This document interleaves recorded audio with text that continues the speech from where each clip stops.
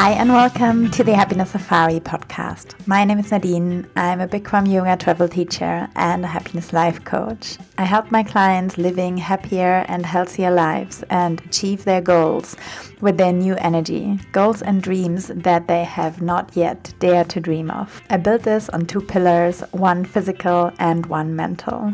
We start by looking at what you need to have energy, feel healthy in your body, and jump out of bed every morning full of energy. The second pillar is a mental pillar, where we look at who you are and where you want to go, what is holding you back from achieving your goals, and how you can already be happy in your life with the things you have. So happy you're here on your journey to a happier life. The Happiness Safari podcast is here to inspire you through stories from people somewhere on their happiness journey. Today on the podcast, I speak to Cintia. Cintia found out that she always loved herself through the gift of time traveling. She is a natural giver who started channeling that towards her heart, creating expansion and elevation, making her find peace and happiness. Self-compassion is her vibe, and that includes dense feelings as well. She's passionate about helping others elevate their lives, enjoying this incredible journey that we are on. We speak about her journey from being very depressed from age 12 to 16 to loving herself now. She also shares how she healed her inner child. From today's episode, you will learn why you have to be your best friend, why you have to be the most important person for yourself, why if something is happening, it's for your growth, how you can create an intimate relationship with yourself, why you are always there for yourself, even when you feel alone. Why stay with the discomfort helps you to get over things. Why we should surround ourselves with people who are good for us. Why gratitude is everything if you want to create a life of abundance. And why it's important to love the journey. I hope you enjoy this episode. Welcome everyone to today's episode of the Happiness Safari podcast. I'm so happy you're here and happy to speak to Cintia today from beautiful Portimao in Portugal, and today dialing in from Munich, which is my hometown. Such a strange coincidence. But yeah, I'm so happy to have you here. How are you today? Thank you. Thank you for, making this podcast. Really, I think the world really needs this more than ever. And I'm feeling good. Thank you. Thank you for being here. And should we dive right in? Would you like to tell the listeners your personal journey of happiness? And when did it start? What happened? And how did you get to where you are now? Yeah, well, my God. When did it start? I mean, I come from a background, I grew up in Portugal, and I was very depressed between my 12 and 16 years old. And honestly, I didn't know, I thought there was something wrong with me. I mean, I thought there was something wrong with me and something wrong with the world because I couldn't fit anywhere. So I was really in a very dark space, mostly a lot of despair and also some traumas that happened at that time too. But it mostly was a depression of just being alive, honestly.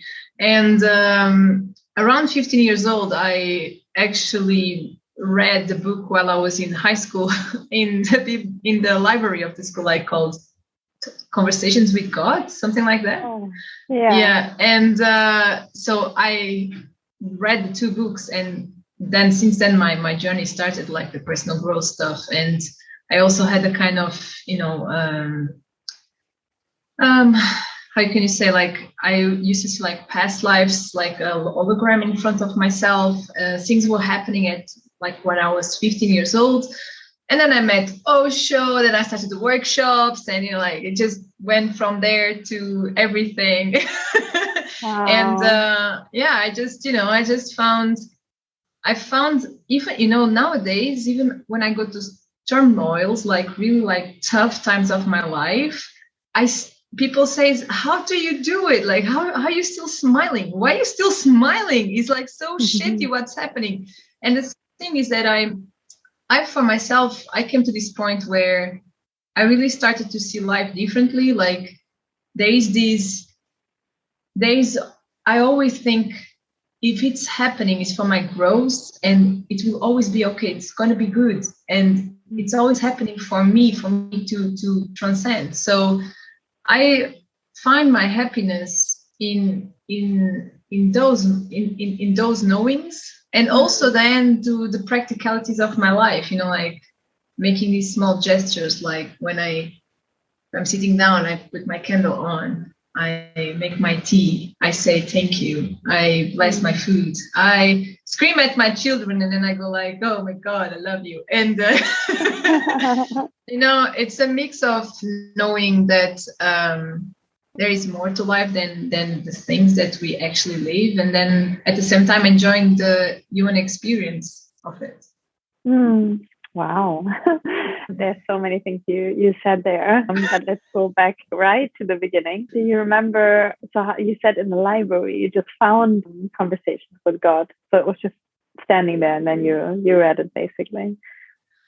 Well, the thing is, I've always had these, I consider myself someone that never really got switched off from where we really come from. So I always have these tendencies of searching for, like, let's say, esoteric stuff, and so there was a section in the library, I think it was philosophies maybe, and I saw conversations with God. I mean, I was raised a Catholic, but I always felt like misconnection with God. Like I always felt, God, or my relationship with God was always like this. Oh, you have to go to the church and you say those things, and that's the connection with God. So when I saw that book, I was like, oh my God, there's a book where there's like direct conversations going on, like that I don't have to say something, or, I don't have to make a all ritual that doesn't mean anything to me. And when I read the book, I don't remember now what was written there, but I remember the feeling of freedom, of space, of, there was no judgment. Well, it was very different from the experience I used to have in the Catholic religion. So, so that's why I pick up the books. It was that. Wow. It's so interesting because I feel like I have a similar experience, but I think you've been so lucky that you actually discovered the book when you were like 16, because I discovered that only like 3 years ago. And I've been raised Catholic as well, but I would say, I never really believed in the concept of the church so much, or religion. I believed that there was something more, like something like a higher self, like a universal. I found the book, and I remember, as you say, like it's this conversation, and for me, it answered all the questions I've ever had about the world and about why things happening and why bad things are happening to us and why I am so blessed. And so I was born, like in Europe, in a very safe country where I have all the privileges, and I didn't really choose to. And I have this passport where I can like travel and do whatever, and I have healthcare, and I never have to worry about anything. And why other people are born in like war zones or have to, go through these terrible experiences. For me, really, all these books, like they gave me answers to everything. And I just thought, okay, it just makes sense. It makes so much sense from so many perspectives. And then it gave me so much hope. So Neil Donald Walsh, like I will put that in the show notes. It's funny because until the last episode nobody mentioned it, and then somebody mentioned him as an author, and now you mentioned actually the books, and I really think the whole world should read them. And they have nothing to do really with religion, or like if you think, oh God, and you're not really like into that, but it's really more, I feel like, book of hope. So beautiful you found that. So And, well, I'm glad you found recently, because I don't remember anymore what is in the books. It's good that you read recently then. You could always reread them, I guess. And there's also, I think, on YouTube, even a movie, it's free, about his story, the author. and how he came to, because he was homeless at that time, basically, and his life was completely destroyed. And I guess he was like 4 times married and divorced. He was, just living on the street, and he had nothing. And he was basically writing his diary and saying, like, God, why am I here? Why is this happening to me? And then basically he said, like, through him, they came the answers, and he was just writing them. And it was kind of like a voice inside of him talking to him. And he was just, writing that down. And that ended up being 3 books. And then, honestly, his life turned around.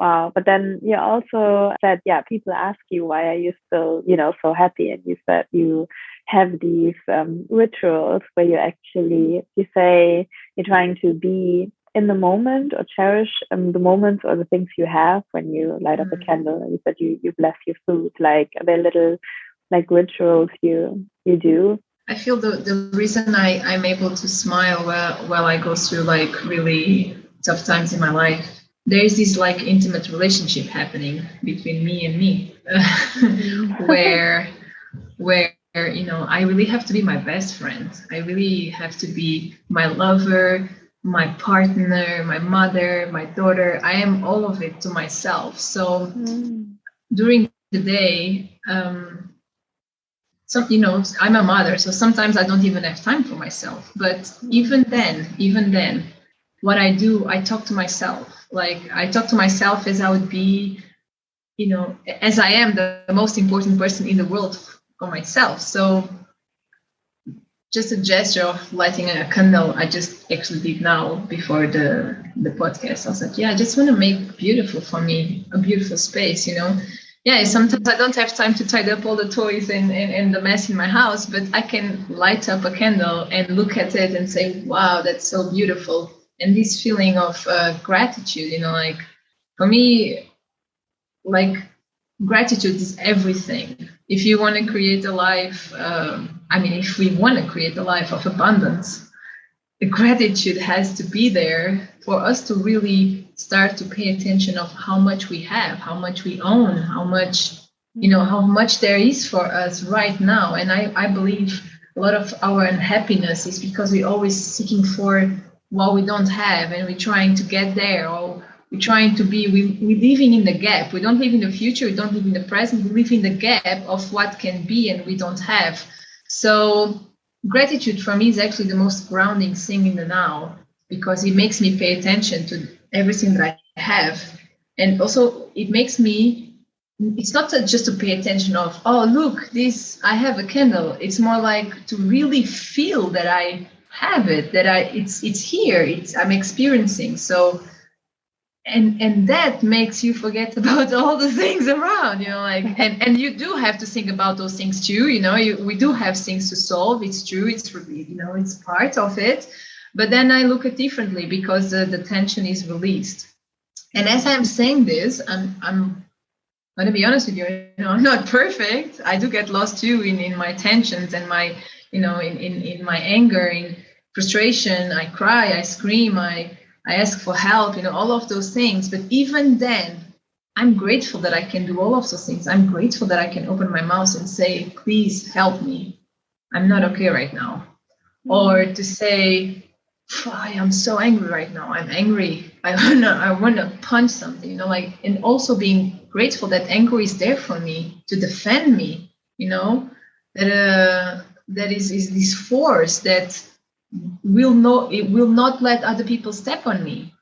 So all these things is it's like this long-term relationship with myself. And that and I found my happiness there. Right now, sometimes I get lost with everything that is happening in the world, and sometimes I get hopeless. I'm like, oh my God, where are we going with all of this? And like, everybody has a different opinion. I have my own opinion too.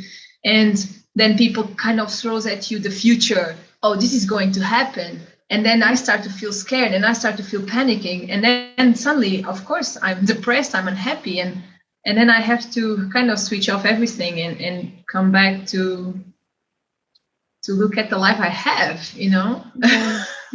How did you learn that? Or how did you find that way? Like, how did you build that relationship with yourself? because it's not something somebody teaches us in school or, Yeah. Unfortunately, I learned through going through traumas and getting therapy.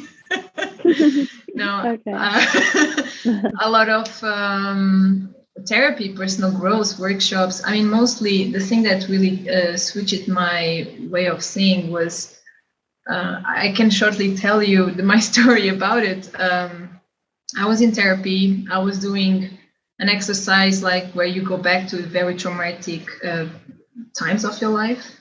And in that particular memory that I was working on, I was 12 years old, and I remember being in my room, and I was very feeling a lot of despair at that time. And when I was 12 years old, I used to feel people touching on me, and I used to see shadows in my room, and I just thought I was crazy. Nobody could explain really what was happening. So when I was in therapy, as older now, I went back to that memory, and in the therapy, my therapist were telling me to do certain things, to go close to my inner child. And then she was telling me, like to put the hand on my shoulder. And as I was going to put the hand in my inner child's shoulder, something that was this like flashes going on, like a lot of memories coming to me. And I realized that when I was 12 years old, everything that I was seeing was actually me, older, coming back and healing myself. I have goosebumps all over. Wow. In that moment, I realized that I never stopped loving me. I realized that I was always there for myself, even when I felt alone. And so from that moment on, I never stopped having a relationship with myself, regardless of how bad it gets. And, having traumas, then you have PTSD and you have to deal with it. And regardless how bad it gets, I'm there for me. I know that. And I know that my future self sometimes visits me, and it is also working on me right now. So I kind of go back and forth, and I'm here. So what is really the here? I mean, for me, it's like you can move and still be here. True. Yeah. I remember that I love myself, and that's a lie when people say we don't love ourselves. We do. We're always everything we do, regardless if it's like we're trying to numb ourselves, we're actually trying to take care of ourselves, even though it's in a not healthy way, but we're always trying to reach out for us to feel good, for us to feel loved. So, yeah. Wow. Oh, that's a beautiful story. Yeah, unbelievable experience. I guess I'm like happy you get to, experience that, and you made that connection. And so, you knew that was you. I feel like, people should do some, like inner child work, because we all have like this kind of inner child in us, which is scared and which experienced something. And I mean, we all experience trauma. Even if people say, I lived a happy life and nothing ever happened in my childhood, but just the moment where we feel alone, or where our parents are not there, or where we kind of fall down and hurt and nobody comes. And like, I mean, as a child, you're so often so scared, and there are so many little moments. And like us as adults, we can't always be there. We can't always help them. And every parent is doing the best they can. But you experience all these little traumas where you feel like alone or hurt for the first time, and nobody's coming to hug you and be like, it's okay. And to be able to do that to yourself, actually, and go back and tell that little child which is hurt and would experience whatever it is, be like, everything is okay. Yeah, that is probably why as children we can see and feel like other energies around us, because they're also more like sensitive. Do you experience that? I mean, with your children, would they ever tell you that they see or feel something? Like, can't explain. Yeah, not regular. I also don't search for it, like I really let them just be whatever they are. I mean, not all the time. Sometimes I say, stop it, you have to be like this. But in general, like I just allow them. Well, we have some other things going on between us. Like my son speaks light language with me. I speak back light language with him. And when he was younger, he used to say, I see colors or I see days like circles. I don't know, I see English, but like things. And I would be, I don't know, I didn't make a thing about it. I didn't judge, but I also didn't make a thing, and I just let it, be. And when they want to speak about those things, they speak, and when they don't, they don't. I don't feel, I know they are sensitive, but otherwise, I don't know, I don't try to create these kind of conversations because I really want to that it grows with them, like there is not something that I'm telling them how it is. I'm not, that's what I try to do as a mother, but I'm not saying my way of raising kids is the perfect way, but yeah. I think there is no perfect way. But are you trying to teach them self-love, or are you trying to live by example? Live by example. Yeah, I don't think so. I don't try to teach. I try to show them how I do it. Like, even when I cry or I get hurt, I go on my knees and then I talk to myself loudly so they can hear what I'm saying to myself. Okay. Yeah. Wow. Yeah. Did that ever felt strange to you when you started it? Maybe when you started therapy, was there a part in you kind of fighting and not accepting that?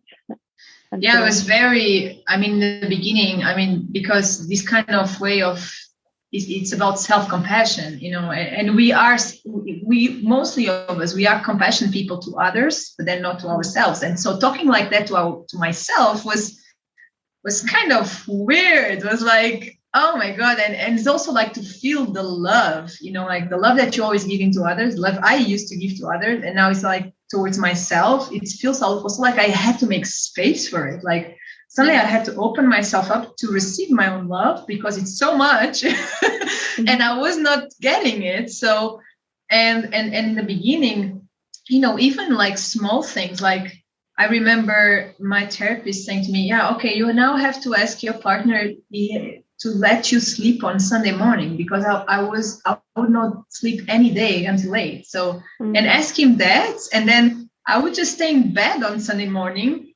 frozen, because it felt so uncomfortable that I was like giving myself space to sleep, and I was just like listening to them and checking if the kids were okay. And then like the first 3 Sundays, I was like feeling really awkward. But my therapist told me, and I do that now for everything that feels like uncomfortable.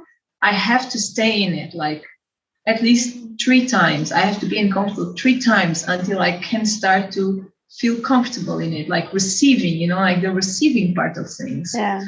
And it's uncomfortable because I'm not used to. But then it's like breathe, just breathe.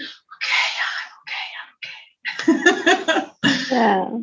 Wow. It's actually super interesting because I know, our brain is designed, it's easier to be unhappy than to be happy. Like it's much easier to be, in your comfort zone because your brain is basically protecting you, and it's like just more like comfortable and relaxed to, be the way we are. And to be happy, you actually have to make some changes, as you say, like you have to, implement some new habits. And I guess we all know that when we're trying to learn something new, like a new language or meditation or whatever it is, our body fights and we don't really want to do it. And it's like, as you said, like try 3 times to live with the discomfort and then embrace it. But in the long run, you will be happier when you do it. But in the short term, our brain is fighting ourselves. So your recipe is also to stick to it and try at least 3 times too. And then after the 3rd time, does it always work? Not really. Like there are times I've been practicing lately about money, because I've been receiving a lot lately, and I'm not doing much about it. So I'm not like working hard to get it. And so it sometimes is very confronting to receive it, and I'm like, wow, but I'm lazy. I'm supposed to be doing more to get all of this, that I'm getting.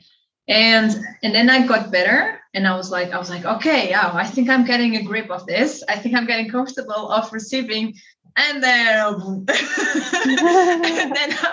and then and then the thing is that came another wave of receiving more, like, and then I had to stop again, and I had to go, okay, everybody around you is telling you, Cintia, you have done so much. Continue receiving. It's okay. And I have to practicing again this staying in it. When the habits, like the unhappy habits, is so ingrained with us, it takes more than once, and sometimes we fall back, and we just have to keep building the relationship with ourselves, to keep opening up, and that's how I see. I don't see it as bad or not bad. I just see, okay, I already did this part. It worked. Cool. All right. So now let's calibrate a little bit more. And, like, it's just, is the way that I see is really like a relationship, just like when you are with a partner, you're not happy all the time. There are a lot of times you kind of crash, you kind of feel like you don't love the person anymore, and then you fall in love again. So it's always like this work, but it doesn't feel like work to me anymore. It feels like it feels good. Even when I realize I'm closed off, it feels good. I feel like, oh, I'm actually paying attention to myself. I can see I'm closed off again. It's okay. It's okay if you feel like be closed off, then be closed off. I'm here for you whenever you are ready.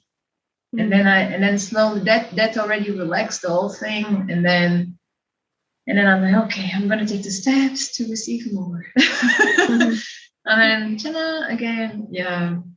But honestly, like, this is my experience. I don't see myself as someone that has all figured out. I see more someone that really loves the journey. But that's amazing, because that is what it is, right? Life is a journey, happiness is a journey, and I think nobody has ever figured it out. And I mean, even if you study it, or even my job, and I learned a lot about it, and I'm still like learning, and yeah, I'm having a conversation with you, and then I'm like learning something. And I think that's what we're here for, to learn and to grow. But I think we can do it in different ways. And as you say, we can suffer, or we can try to enjoy the journey and accept it. Very powerful. Thank you so much. You're welcome. So at the end of the podcast, I always ask the same 3 questions. So the first one is, what does happiness mean to you? What happiness means to me? Being able to be myself. Regardless of where I am or with who I am. Yeah. Kind of freedom of being myself. Yeah. Beautiful. And what do you do to be happy? What do I do to be happy? Oh my God. I connect with people that speaks my language, and I'm not talking about English. I'm talking about my language as a being. So I surround myself with those, even though it's online. I don't care. I keep on feeding my energy with those people, even they are around the world. And I dance, I scream, I eat chocolate. I love chocolate. I take a bath, I sing, I love myself. Yeah, that's what I do. Take care of myself. Yeah. And what was the happiest moment in your life? So many. Oh my God, you make me choose one. Well, the day my children born. How old are they? One is 6, one is 2 years old. Yeah. Wow. Yeah, it was a very beautiful day. Yeah. Amazing. Usually at the end of the podcast, I always ask for book recommendations. You already mentioned one, but do you have another book which really inspired you you'd like to share? I would say the book that really helped me the most, in my journey, was the Mindful Self-Compassion. It's actually a very practical book, but it's the book that, like sometimes we read books, but they don't really, it's nice, it's inspiring. You get the energy from it, but the message. But sometimes then I get stuck. At least I used to get stuck in certain things. So in this book, what it does is really like there is exercise in it, and you also understand better about self-compassion. But there's a lot of things you can use, and it's the ones that I use to actually shift myself. So it's a very practical book, but it's the one that I would recommend. It's mindfulness, self-compassion. Yeah. Okay. I will put that in the show notes. Yeah. Thank you, Cintia, so much for your time and your beautiful energy and the way you love yourself. And I think from that place, you're spreading it into the world and passing it on to others. So that's beautiful. And thank you for your time. Thank you. Thank you for doing what you're doing, and for being open and just reaching out for strangers like me to be in your podcast. And thank you. Continue doing also your work. Thank you. Thank you. I hope you enjoyed listening to this episode and you get some inspiration on how you can connect more with yourself, how you can start loving and accepting yourself more. I want you to know that you're not alone and that you have everything you need already inside you. For more information about Cintia, me, the podcast, the next yoga retreat, or how to connect with me on social media, I put all the links in the show notes for you. If you want to find out more about one-on-one coaching, please contact me directly, and I'm happy to have a short free session with you where we can discover if I'm the right coach for you. Don't forget, happiness is the only thing that doubles when you share it. So please share the podcast with your friends, with your family, and help me to make this world a happier place. Stay happy and say love and namaste.